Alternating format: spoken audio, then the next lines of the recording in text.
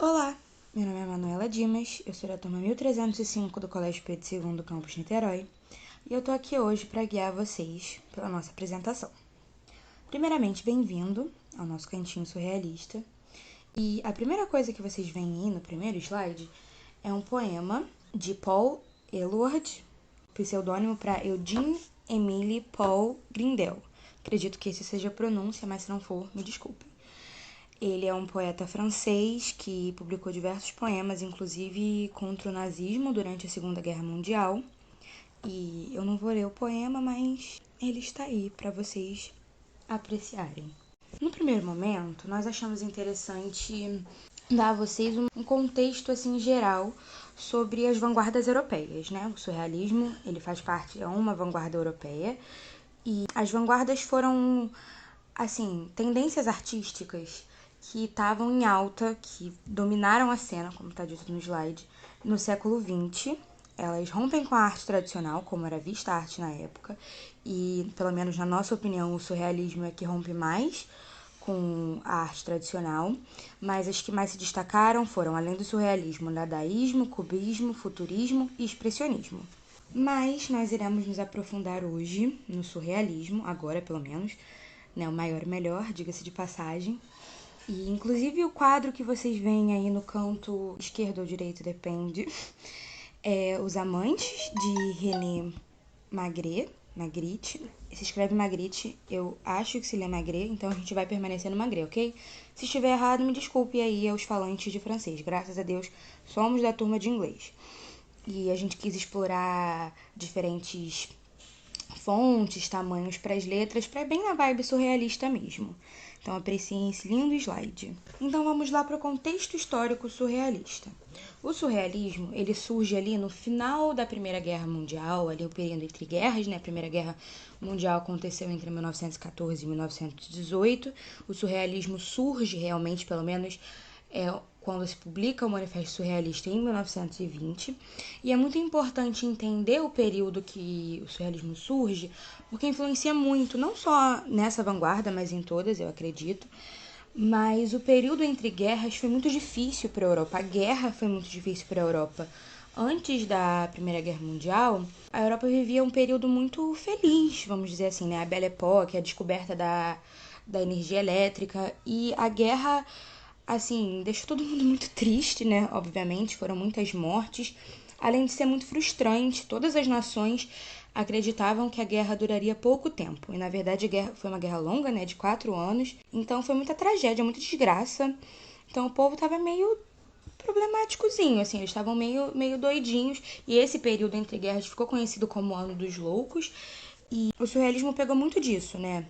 Bem aquela vibe carpe diem, viva o dia de hoje, porque eles não sabiam mesmo se a guerra ia voltar, se a paz ia permanecer, tanto que não permaneceu, né? A Segunda Guerra começou logo depois. Então, eles têm foi muito influenciado por isso, pela ideia da valorização do presente, porque eles não sabiam quanto tempo isso ia durar, a paz. Então, surge como vanguarda em 1924, eu acredito que eu falei 1920 antes, então, corrigindo, 1924. E o ex-participante do dadaísmo, ele era inclusive amigo do líder do movimento, Tristan Tzara, inclusive não sei como ler esse nome, mas ele acreditava que precisava de uma ruptura maior, assim, mais profunda com a arte tradicional. Enquanto o dadaísmo propunha uma nova relação com o meio, o surrealismo queria uma relação do homem com seu próprio subconsciente, uma nova forma de analisar a si mesmo. Então, em 1924, o André Breton, lerei assim, ele rompe com o líder do dadaísmo e publica em Paris o Manifesto Surrealista. Inclusive, a gente colocou uma frasezinha aí, que muito bonita por sinal, em matéria de revolta, antepassados é coisa que não falta a ninguém. Surge então essa vanguarda, né? Surge o surrealismo. E então vamos falar agora sobre as características propriamente ditas do surrealismo. No canto desse slide vocês veem pintura surrealista de Angel Planels, publicada em 1976, muito bonita por sinal. E A primeira característica, eu acho que é uma que sintetiza o surrealismo, é o pensamento livre. O surrealismo valoriza muito isso.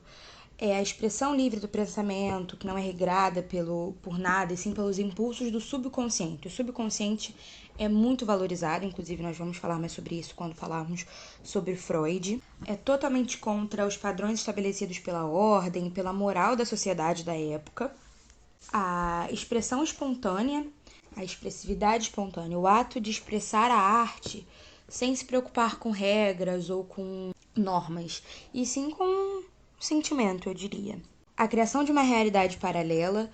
Inclusive, muitos acham que as pinturas surrealistas não fazem sentido algum. E a princípio, isso é um pouco verdade, assim, se você não fizer uma análise muito profunda, não faz muito sentido. Mas, inclusive, é muito aberto à interpretação, né? Assim como a arte em geral, as pinturas surrealistas dão muita margem para a interpretação, o que é muito bom. Mas eles têm sim sentido, entendeu? É uma coisa bem subjetiva, bem inconsciente, como propõe a vanguarda, mas tem sentido. Mas a gente não pode negar que a criação de uma realidade paralela, inclusive, às vezes uma realidade louca, assim, para muitos. E uma coisa que influenciou muito o pensamento dos surrealistas foram as teorias da psicanálise de Freud.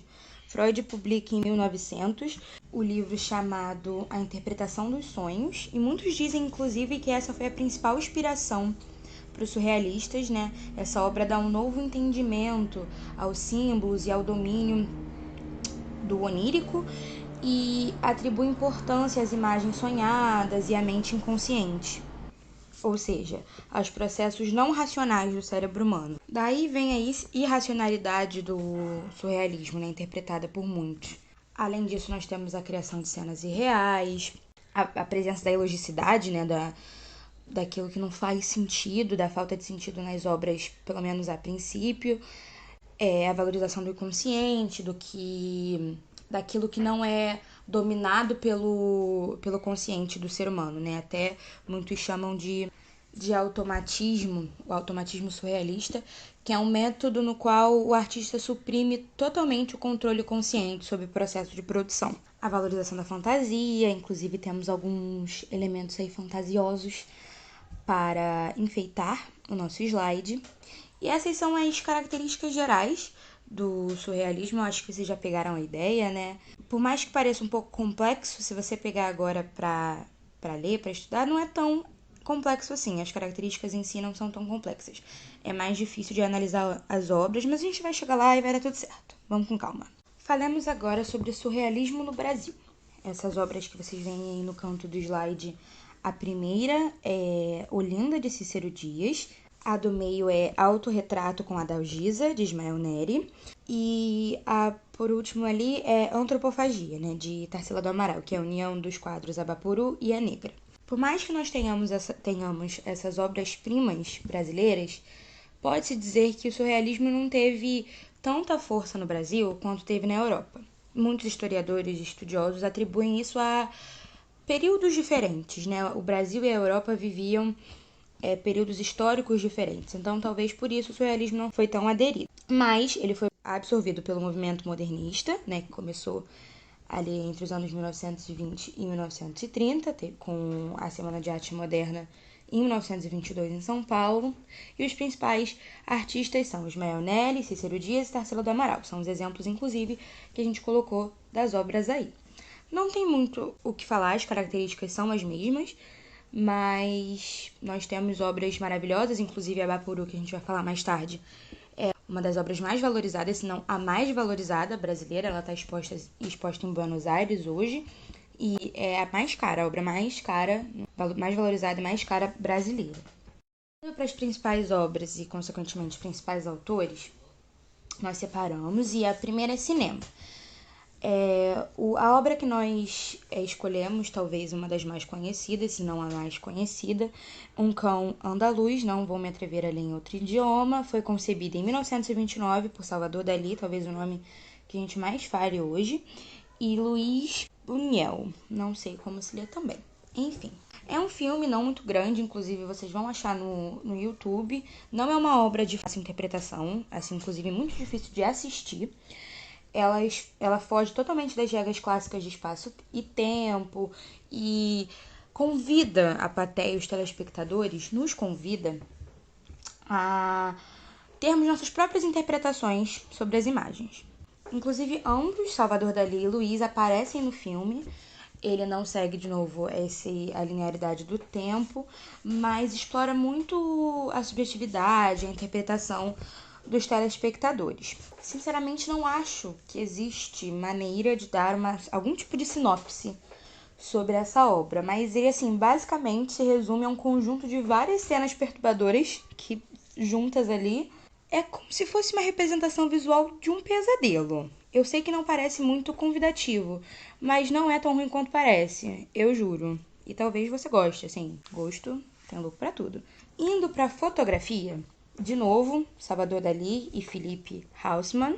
Ela foi exibida em 1949 e o nome é Involupta Mors, No Prazer à Morte. Inclusive, Salvador Dalí participa desse quadro, ele tá ali, né? É o homem ali, Salvador Dalí.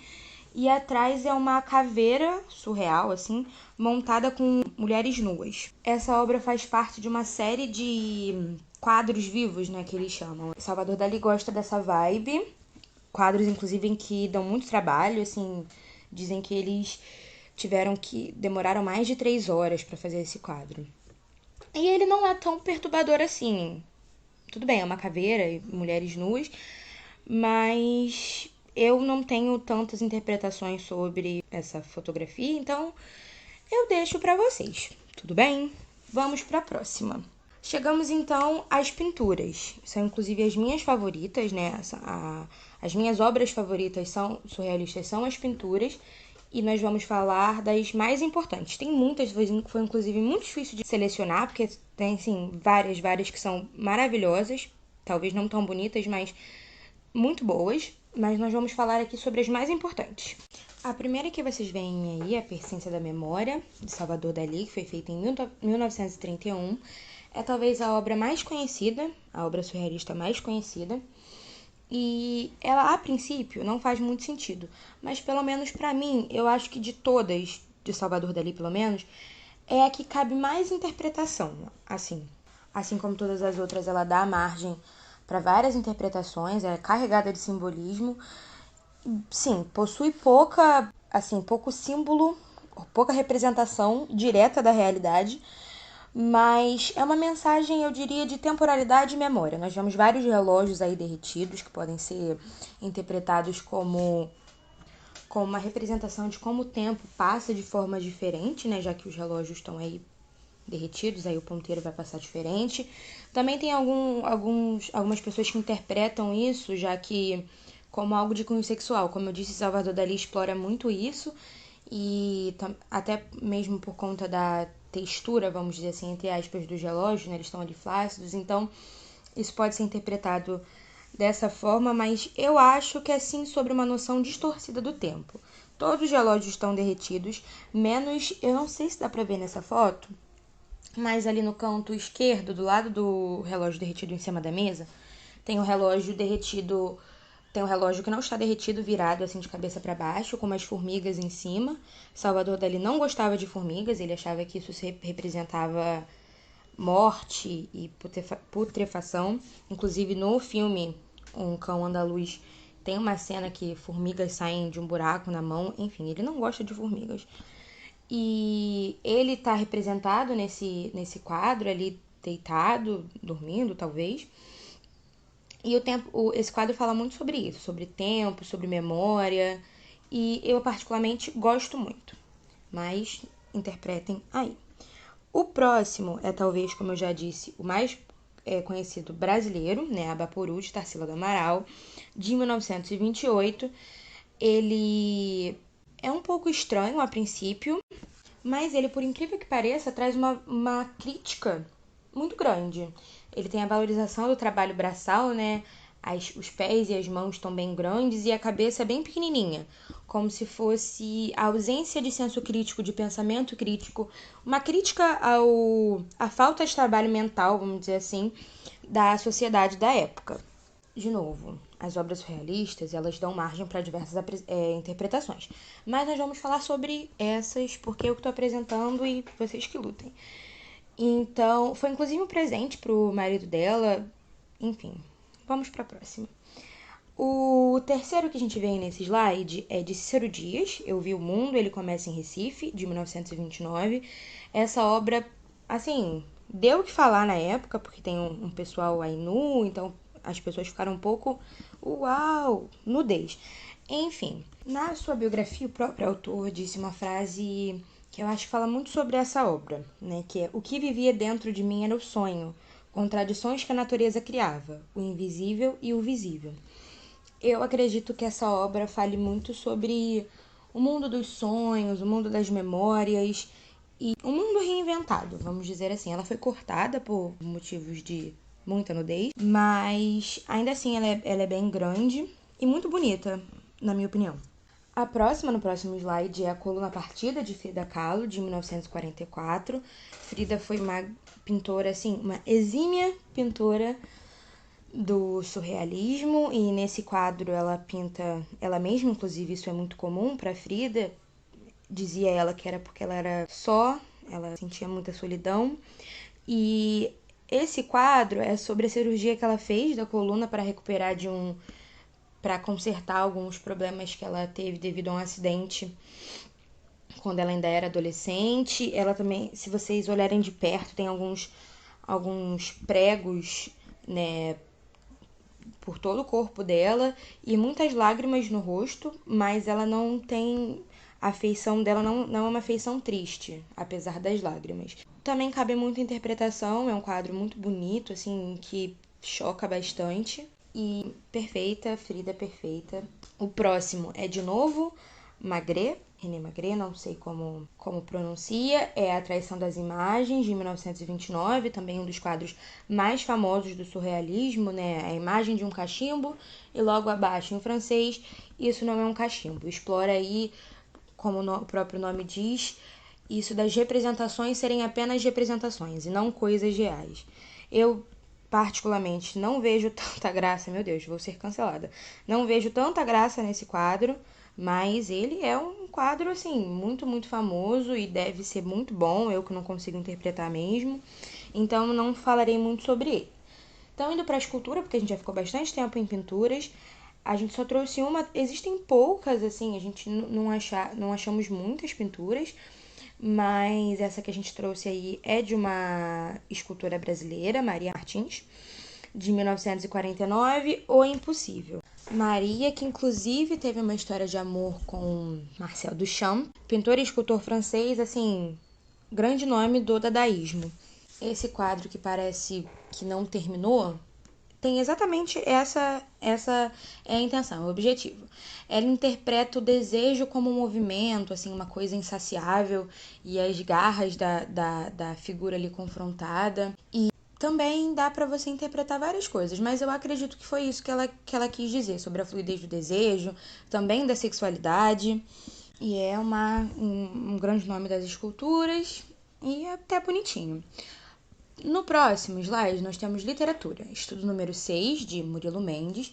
Literatura não é a minha expressão de arte preferida do surrealismo, mas o poema tá aí para vocês lerem e interpretarem do jeito que vocês acharem melhor. Eu não vou ler e nem vou tecer muitos comentários, pois não tenho tantos. Apenas sobre Murilo Mendes, ele está aí na segunda fase do movimento modernista aqui no Brasil, e ele foi, sem dúvida, assim, o grande nome dos poemas surrealistas. Ele era ali próximo do catolicismo, enfim. É um nome muito importante na história da literatura surrealista do nosso país. Por fim, e muito rapidinho, porque o nosso tempo está acabando, a gente vai falar sobre surrealismo hoje em dia. O surrealismo, por mais que não pareça, influenciou muito muitas expressões de arte de hoje em dia. A principal, para mim, é a moda, né? Na minha concepção, é a moda. Inclusive, aí tem algumas fotos de um desfile de um diretor de arte de criação da Gucci em 2016. E a gente vê aí, em muitos desfiles a gente vê isso, né? Que parece que não faz nada tem sentido. Nesse caso aí, essa é a intenção. Não sei se é em todos, mas nesse caso, essa é a intenção. E ele explora muito isso do subconsciente, da ilogicidade. E eu acho que, assim, tem muitas características surrealistas nesse desfile. Inclusive, procurei na íntegra, porque é muito bonito, por incrível que pareça.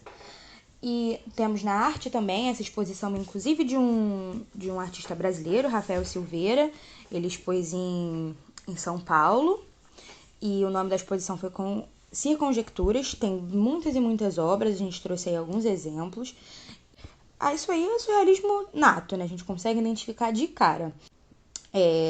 Não tem sentido, as obras são fora da realidade. E a gente vê muito como o surrealismo influencia a arte de hoje em dia. Eu acho, inclusive, que isso faz muito sentido. A gente vive um período de muitos